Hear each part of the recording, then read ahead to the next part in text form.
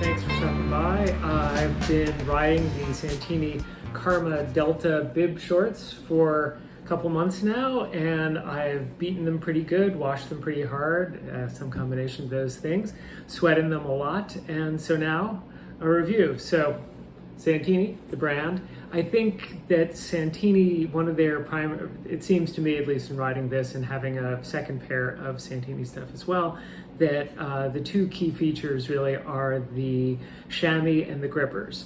So the pad, which you see here, the GIT Evo or GIT Evo pad is their second most I guess not quite durable, but long riding pad, I guess is what they would say.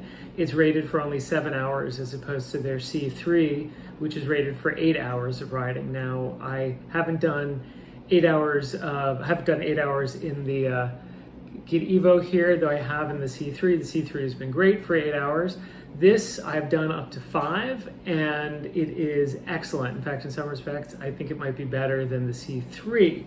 Part of it might be that it's a little more flexible by having these channels. When it wraps around you, it folds into these crevices, which might be easier. I also think that if you take a look at the holes here, it's vented a little better, and it could be the gel. So there's supposedly like 10 millimeters of padding in here, so a centimeter, and it is supposed to have gel. I can't tell you really, I haven't cut it open. They have a cutaway that I'll show in a sec, and the cutaway seems to indicate there's gel here and here and here.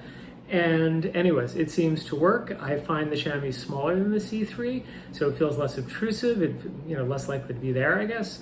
The second thing, so anyways, it's been excellent. It seems a little drier than the C3, and it seems to be among the drier of my chamois that I have in terms of sweating in them. It doesn't feel like it gets waterlogged quite as much or sweat-logged. So that's the chamois. The second part are the grippers. So here, you can see all these little silicone dots. They are on the backside of the Thunderbike gripper band, and one of the amazing things is it's really hard to get these on over your legs, so my suggestion, turn them inside out. And also be careful, because once they're stretched and folded, like if it folds over like so, it seems hard to unfold on your legs. But once they're in place, they stay rock solid. I've put them under leg warmers. They still work on that. They work on sweaty days. They work on cold days. And the combination of the grippers holding the legs in place and the chamois being excellent and staying in place, I think is a winning combination. So those two aspects to me are the central elements of the short. The rest is pretty good too. The material they use, it's called Thunderbike. It's supposed to be slightly compressive. It supposedly is not at all see-through, which sometimes for certain panels, like this one, can be a problem when it stretches a little too much and private parts become a little less private, I would say. So this stuff is supposed to be dark. The bibs, here is Polartec Delta fabric. I've discussed it before. It's a wicking material. It has no SPF, but it's very light, and it seems to both dry pretty quickly but not get totally dry, I guess. I think that's what they're trying to say. They've engineered in a way so it's kind of just a lightly damp, and that supposedly aids with cooling. I can't really attest to whether it works in this context, but they do feel light, and that's good that they don't feel waterlogged. They're also wide enough that they don't dig into your shoulders. Another nice thing is that they put the stitching for the straps here, which is a little behind your shoulders, and it's harder to notice. Some companies go with putting the stitching so it's right about here when you're bent over on the drops, and that can be distracting, so that's good. Another big plus is that they've cut the front of the bibs a bit lower, and they have this material, the Delta. It's still pretty low. Older shorts, when they were first doing bibs, were kind of more cut off square, and because it seemed like they were half shorts that were adapted to suspenders, they would have the front come up kind of high over your navel, and that would be a little extra sweaty, a little uncomfortable. a little kind of binding sometimes if you're just breathing hard and sweaty and on a hot day.